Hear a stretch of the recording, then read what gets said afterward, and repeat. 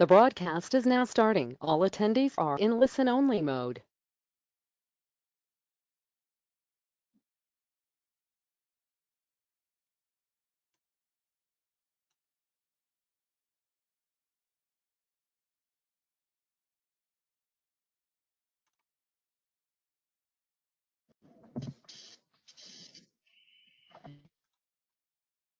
Morning. Can you hear me, Mia? Yeah, I can hear you. Okay. Let's just Cool. give it a few more minutes. I think we started it. So everyone, good morning. It's Peter and Mia here. We're starting very shortly. We've just turned on the screen and the sound, so we'll start in about 5 minutes.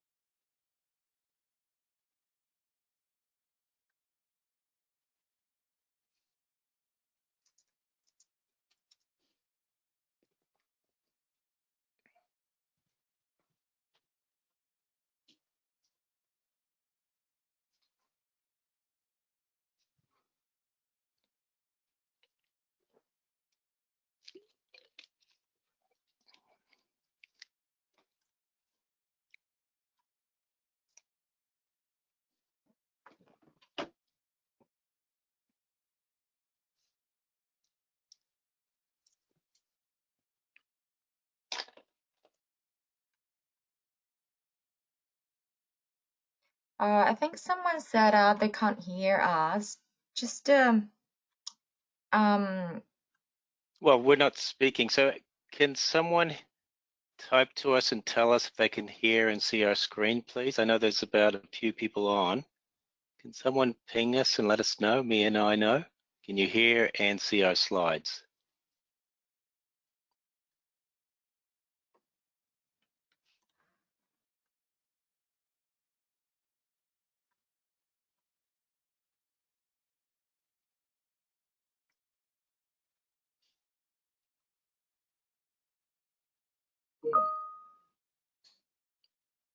okay, cool. Oh, They good. can hear us? Yeah. Good. Cool. So everyone, good morning. Me and I will be starting in about 2 or 3 minutes. So thank you for joining us, and we'll start in a few minutes. So please hang on.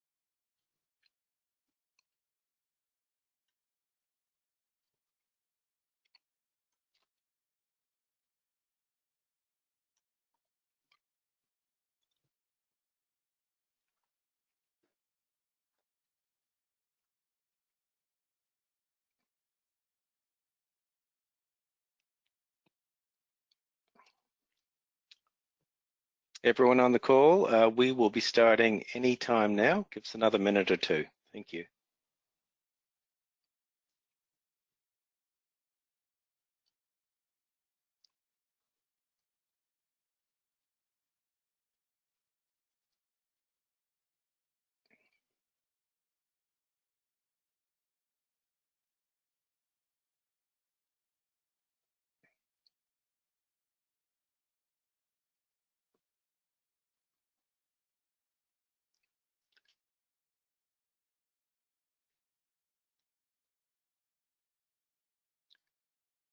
All right, so I think good morning, good afternoon, everyone. I think we're going to start this off. I know it's at 11:30 Australian Eastern Standard Time, so there might be a few more people joining us in the next few minutes. However, so thank you for investing your time today. I'd like to introduce Mia Gao, who's my colleague. We both work for Storagecraft Marketing. We're both based in Sydney. Our roles cover New Zealand, Australia, and Southeast Asia. And so today we're going to cover a few things with you. Now, I assume everyone can see the screen. I believe they can and they can hear us, so that's good. Let us know if you can't. Now, the key thing here is we're going to go through about 30 minutes, and there is a questions tab there. And if you have any questions, please type them into the questions tab, and me and I will try to endeavor to look at those towards the end of the presentation to answer any questions you might have. So with that, if I go down a page, this is not moving. Bear with me. Here we go. So this is what we're going to cover in the next 30 minutes. Basically, as I said, we'll do some Q&A at the end. So with that, what are the objectives of this webinar? So Storagecraft, as you all probably know, as our partners, we're 100% channel led. So everything we do is through our partners, and your success is our success. So as a team, we want to win together. Now, the thing about this marketing webinar is certainly we do a lot of technology webinars and things like that. However, a lot of our partners are small to medium businesses, and typically they don't necessarily have a marketing function or have the luxury to have a marketing function. So frequently some of the principals or someone else who's doing another day job has to take on the mantle of being the marketing manager and trying to drive marketing initiatives for the business. So me and I are going to spend some time today with you just to give you a taste of, if you're really wanting to do some marketing as a small business or medium business to drive revenue for your business, we're going to give you some hints and tips about how to approach this, what to think about, and give it some consideration. Now, the thing too is me and I are available for one-to-one calls with you to give you your consultants to give you some feedback and ideas. So keep that in mind, and our emails at the last slide of this presentation. We're very happy to spend some time with you to try and answer any questions you have about your business. So if you're Richard Branson or you're Bill Gates, these are the sort of business executives who recognize that marketing is not an expense, it's an investment. So typically successful businesses invest money in marketing, understanding that it does drive pipeline awareness and demand for their business. Now, having said that, I'll be the first to say that not all marketing campaigns work, and that you need to, as a business, just like Storagecraft does, we try lots of different things and they don't all work. So you need to play around with and trial and experiment different types of campaigns to find the marketing mix that really works for your business, that generates the leads and the objectives you're trying to achieve. So you can have some fun doing that as well. Now, the first thing to start off with is before you go anywhere in terms of marketing is to figure out what are your business goals. And I'm sure you all know what you're trying to achieve as a business. And then think about how can marketing support my business goals? Are you really trying to generate leads for your business, and could marketing help with that? Are you trying to get a larger market share? Are you trying to get a bigger share of wallet? Or is there something unique to your business that you're trying to achieve, and marketing could potentially help support and get you to that goal? So yeah, you really do need to have some goals to begin with to know what you're trying to achieve. So once you've got your sort of the goals figured out, who are you trying to target? So across Southeast Asia, Asia Pacific, there's 500 million people. So you can't target them all. If you try to do that, your marketing budget would be diluted into insignificance and be meaningless. So you really need to hone your campaigns down to who are you trying to reach? Is it a small, medium business? Is it a mid-market business? Is it a vertical? Is it something like health, education, finance sector? Are you trying to reach your existing customers to get a larger share of wallet? Or are you trying to do an acquisition campaign? So you need to figure out who you're trying to reach. Now, when you do reach, you figure out that within those businesses, you don't necessarily want to spend your marketing dollars trying to reach people within the businesses that have no influence or decision-making around data protection and backup and recovery. So you need to think about within those targets, who are the people who are going to help drive my business and potentially sign a purchase order? StorageCraft did a little bit of an exercise about this, and Mio will talk about it later on, but we do have a conversation starter thing pack in our partner zone, and it basically tells you about the pain points about those personas in black font at the bottom of the slide. So we know what keeps them awake at night, what are some of the StorageCraft value propositions that you can have conversations and start engaging with those prospects. So yeah, you do need to know your personas and the type of people you're trying to reach with your marketing campaigns. So the next step is to figure out, as your business, what is your selling value proposition, your USP. So, if you look at the circles on the left-hand side of the slide, you see what customers want, what your competitors do well, what you do well. Then you see this slightly shaded green spot. It's quite a small spot, but that is potentially your unique selling proposition. And it might be technical leadership, it might be you have a fantastic product portfolio, including StorageCraft, or you might have a unique brand, your pricing might be great. Whatever it is, whatever your USP is, you need to give it some thought how to fold that into your marketing campaigns and messaging, because that's what's going to help make your business stand out against all the other competitors trying to reach the same people and organizations. So you'll all recognize this character. Even way back in 1996, Bill Gates said content is king. What I mean by that is, if you look at this slide here, typically buyers have a journey in terms of their decision-making process, and sometimes this is represented as a sales and marketing funnel. This way it's on a more of a horizontal scale.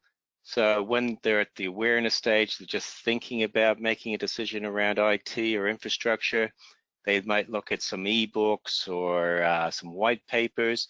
But as they move towards and they gather their information and their research towards the right-hand side, they're more interested in things like live demos or case studies or trial licenses and things like that. So the point I'm trying to make here is that depending who you're trying to reach and where they are in the buying journey, you do need to try and tailor the content to suit where they are. Now, it's not always easy, and sometimes one size fits all, and that's okay.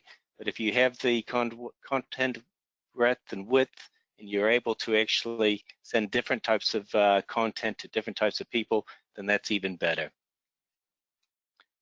So this slide really here, I'm not going to go through this in detail at all. All I'm saying here is on the left-hand side through the gray area that we've actually basically identified some of the things about what our objectives are, what our USPs are, what is some of our content.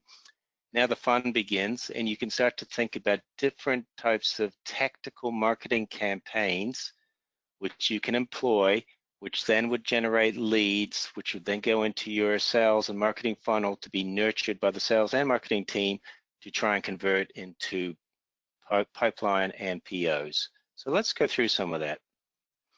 So there are a ton of marketing tactics, and in the digital age, this is changing every month. There's new ideas and new approaches. And some of these are very traditional, but Mia and I would like to go through just a few of these. We don't have time today to go through all of these, but just to give you a taste of some of the elements here and some of the tactics that you could employ to actually try and drive revenue for your business. So look at this attractive crowd on the left. So that was us at B Forum last year here in Sydney. We had a very small booth. The key thing here is to make sure that you're well prepared before you sign any contract with an exhibitor or a conference organizer to participate at that. You really need to make sure that the people attending your coming to this event are the people you're trying to reach that we discussed earlier on. So we need to ensure that they're your targets. You also need to make sure that your team is very well briefed before the event. You can see here we're all wearing the same colored shirts. We tried to make our stand pop out a little bit, but people can get very creative. So if you're investing a few $1,000s on this, just go the extra mile, invest a little bit more where necessary with a raffle or a coffee stand or whatever it might be to try and getting bees to come to honey is to make sure that people are really interested in into your booth. It's even better if you have the funds to get a speaking slot at the event, but that sometimes can be outside the budget that might be available for your business. But the key thing here really is you've gone through the effort of doing all this. Your sales team and the marketing team have given up time to put all this together. The key thing is to follow up the leads post-event. So they will go stale very quickly, and I'll talk more about that later on. Let's move the slide down. Why is it not moving? My computer's frozen. Bear with me. Why is this not moving? There we go. Okay, so lunch and learn. So again, more of a traditional approach. With COVID-19, it can be quite difficult at the moment, obviously, or impossible to do these. However, there's no reason why you couldn't do an online training or boot camp while we're in this COVID-19 patch. However, when it does pass, and hopefully it will, you can go back to more traditional lunch and learns. And a number of you have probably done these before. They're quite cost effective. So your business might have a large meeting room or a board room where you could actually host the lunch and learn in your own business to save renting a space. You could aim for 10 to 12 people, make it quite intimate and interactive. Now, the key here is your customers and prospects will not want to come along to this lunch and learn or breakfast or whatever it is if it's going to be just a pure sales pitch. You need to make sure it's educational. You may even want to employ a third-party subject matter expert if you have one within your network who can share some sort of third-party objective insights into the topic, the technology, or the industry. You do need to have a nice invitation with some sort of registration process. And again, you do need to follow up post-event with the necessary call to actions to make sure that the leads are chased. And the good thing too is that you could have some sandwiches brought in. It doesn't cost a lot of money, or some breakfast, some muffins and some coffee. So you can do this pretty cost effectively. And the people who do come along could potentially drive a lot of pipeline for your business. So it's certainly worthwhile considering. Telemarketing, this has been around for decades now. I just didn't want to ignore it because it's still an important marketing and sales vehicle. It can be so immediate in terms of driving conversations and engagements with people who may be you're doing a cold calling acquisition campaign at a targeted list you have, or you bought. You might be trying to be cross-sell or upsell into your existing base. And if you have your own sales teams or inside sales teams who can do this, that's fantastic. But if you don't, you can actually get quite affordable outsourced telemarketing resources who, if they've given the right briefing and the right scripts, they can be very effective. We're doing some at the moment, and we're actually getting some good traction even in times of COVID. We still be able to reach out to these contacts and trying to engage with them to have online digital webinars and meetings with our team for even just 30 minutes to tell them more about our business. So certainly keep telemarketing in mind. It is a fantastic resource, especially if you think back about the booths and the exhibition one that I talked about before. Telemarketing would be a very good marketing vehicle to use to chase up those leads post-event to try and engage with them to set up meetings. Social media. Now, this is an entire webinar by itself. So me and I will not be going through this today. We're going to organize shortly a dedicated social media marketing webinar for our partners. So watch out for that invitation. But definitely, this is the very current and popular way for both sales and marketing teams to create awareness, reach out to contacts, and socialize their business through LinkedIn, Facebook, and Instagram, and others. So keep an eye out for this, and we'll do a dedicated webinar on social media. So at this stage, I'm going to now pass over to my colleague, Mia. So Mia's going to take over. I'm going to have a rest, and then I'll come back later on. So Mia, over to you. Thank you, Peter. I'm just gonna make myself presenter. All right, I'll do that too. Do you want me to change it? I've already changed it. Can you see my slides now?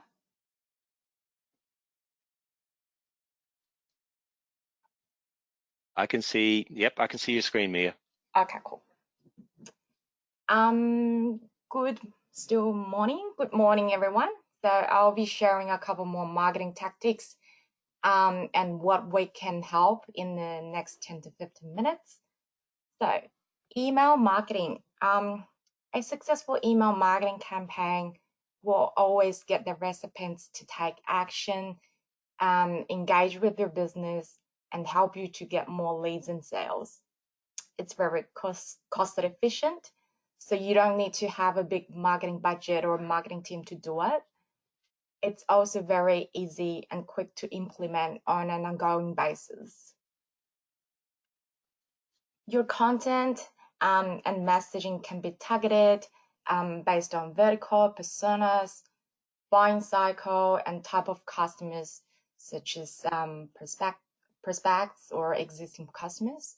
Most importantly, it's also allowed us to find out which campaign is more successful by tracking the open rate, things like click-through rate or conversion rate. So how to run a successful email marketing campaign? The most successful email marketing campaign always start with an email list full of qualified leads that are interested in what you offer. That could be people who send inquiries to your company email or visited your booth from a trade show. I know some companies are buying leads from a third-party agency for their email campaign. So it's really, really important to be aware of the privacy law or related legislation in different countries. Things like such as notifiable data breaches in Australia, GDPR in Europe, just to make sure people are great to opt in the list you are buying before you reach out to them. So once you know your audience, it's always important to figure out what is the pain point of the targeted list. Make sure the content is relevant to them and set a goal for your campaign. It's always all good marketing starts with setting goals, and there's no difference for email marketing. So think about what you want to achieve from this campaign. Typical goals could be welcoming new subscribers. It's always too good to have maybe a piece of introduction of your business, so you start to build a relationship with them. If you want to re-engage with dormant customers who haven't been particularly active for the say past 6 to 12 months, maybe send them a piece of content or a relevant case study, promotions or upcoming webinars, events, anything exciting, any exciting updates that they might be interested in. You can also run a nurturing campaign for existing subscribers by providing something they will value. So spend some time to segment your subscribers. You will definitely see the difference. What is next? Call to action. So this is to encourage your customers moving to the next step in their buying journey. Good call to actions should be short and clear, such as sign up for free trial, learn more from us, book a one-on-one demonstration or meeting, things like request a callback, etc. So as you can see on the right-hand side, here are just some examples we used, we sent to our customers before. It's very straightforward, short and clear on the call to action. Here are also some tips for those who are ready to start your campaign after this webinar. So your subject line plays a critical role in getting people to open your email. So we really need to tell them what they will get when they open the email, making it maybe personal and keep them more engaged.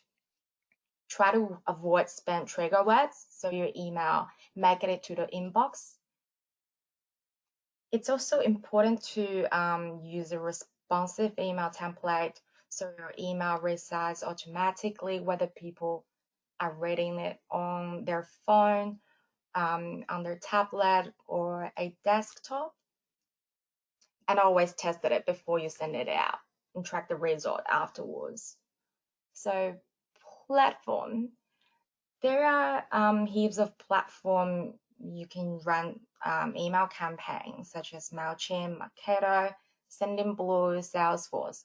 If you need any help, let me know. Always happy to help.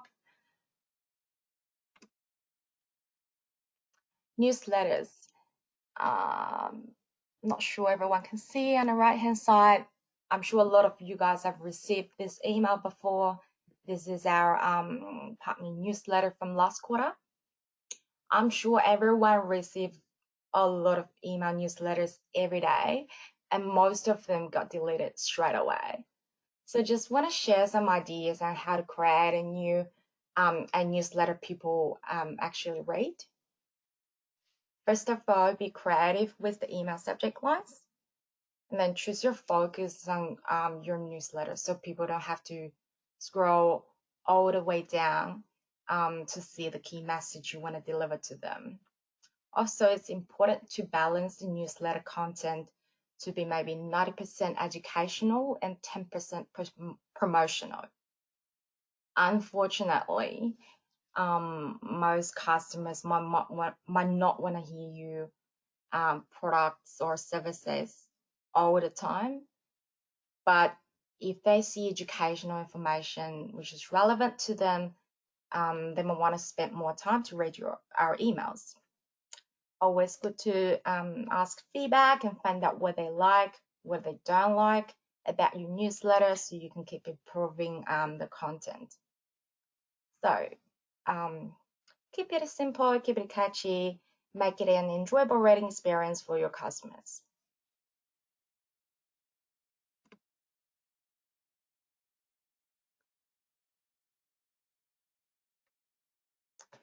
Webinars has become very popular lately. As everyone knows, they're highly engaging. You're able to answer questions during the webinar, able to follow up after the webinars.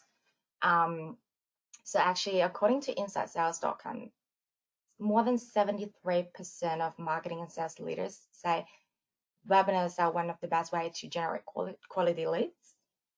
So once you're done the webinar, you can also upload it to YouTube, LinkedIn, your website, instead of having the same conversation over and over with your customers. At the moment, we're currently working on 19 webinars for partners this quarter. Peter is also, as he mentioned just now, he's also working on another series for end users. Just to want to share few tips on running a webinar. So select the right day and time. Be aware of different time zones and public holidays in different regions. It's really important. You don't want to ruin somebody's Friday afternoon beer o'clock with their webinars. So try to promote your webinars as much as you can. don't forget to resend your invite 1 to 2 hours before the webinar. You will be really surprised by the number of last-minute registrations, especially at this moment. Everyone's staying at home. So always allow follow-up, always follow up by sending out an email, maybe the document you mentioned in the webinar or recording link before the audience forget you. So how we can help? We have a partner portal called Partner Zone, as you can see on the right-hand side. There's a lot of information you can use for your marketing activities. Kind of let us know if you haven't got access. We'll set up for you straight away. As Peter mentioned before, content is the king. We're trying to offer all different type of content for our partners to use straight away. Things like social media posts. We have search draft blog. There are heaps of content you can repost on your website, LinkedIn straight away. We also have a lot of email template, ready to go email templates for our partners to co-brand. You just need to add your logo, add your contact details, and then you're ready to send to your database. Webcast content. We have a bunch of webinars ready for you to use in Bright Talk, PR articles, things like that. Yeah, a lot of content. Feel free to reach out to Peter or myself. We have to help you to find the right content for you and support your marketing activities. We also have this campaign available for our partners for joint lead generation activities. It's called Campaign in a Box. So you just we offer content, presentation speakers to our partners and also marketing fund. So what our partners need to do, they just need to submit the activity outline and expected ROI, sit down with our marketing team and their account manager. So yeah, we will do the campaign with you together.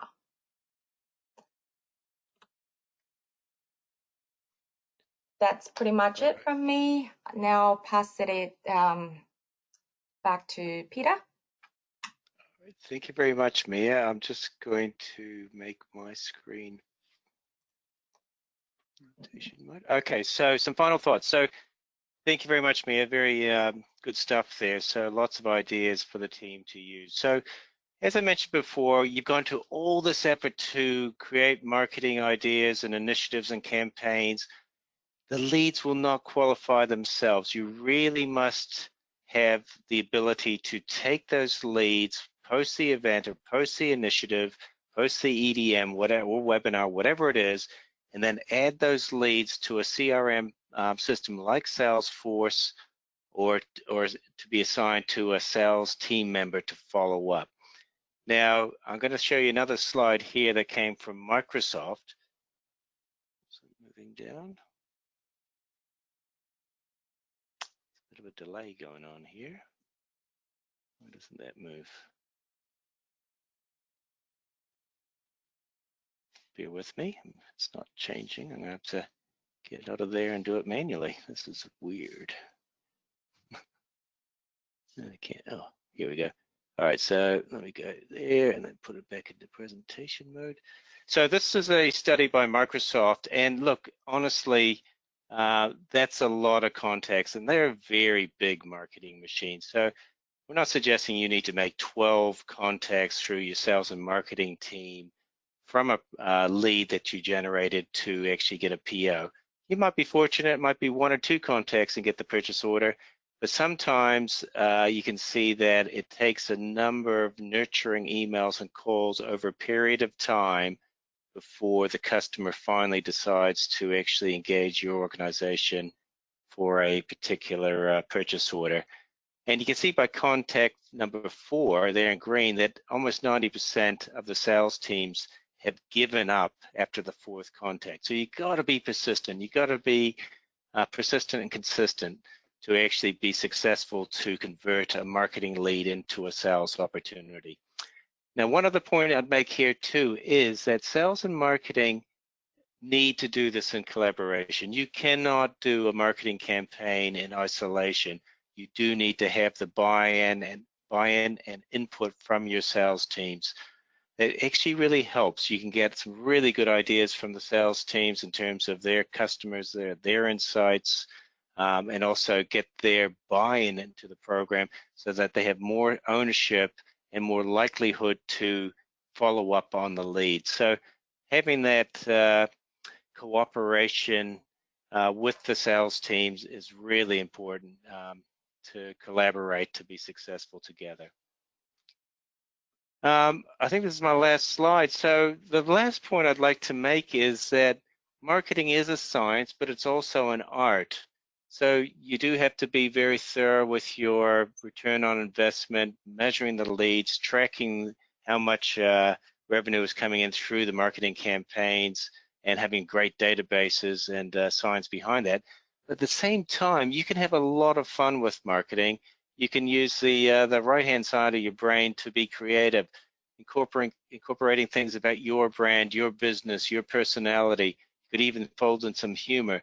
So as I said at the beginning of the webinar, you have to try different approaches, and they don't all work. So it's like fine-tuning a Ferrari. You've got to keep on fine-tuning it till you get, the campaigns and the tactics that are humming beautifully and producing the leads with a good return on the money you're investing into it. So I'd really recommend that you all try it. I think it's a good way to help drive your business. As Mia and I have said, we're both available for consultation, phone calls with you to help you go through anything that's challenging for your business or any ideas you'd like.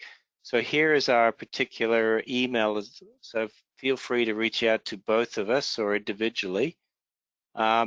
Now, that is the end of it. How long have we been speaking here? I think we can actually look. Are there any questions, Mia? I don't know if there are. Do you see any, Mia? Not at the moment. Is there any questions? You can just tap in the question chat box. Well, I think we must have answered all your questions. So once again, thank you very much for your valuable time. We're here to help you, and we look forward to seeing our partners embrace marketing, giving it a go, and hopefully making some big differences to your bottom line. Mia, any closing comments from you? No, that's pretty much it. Just let us know anything we can help, and stay safe, everyone. Cool. All right. Well, look, thanks everyone. We'll finish the webinar here, and you have a great rest of the day for yourselves. Thank you very much. Thanks. Bye. Bye.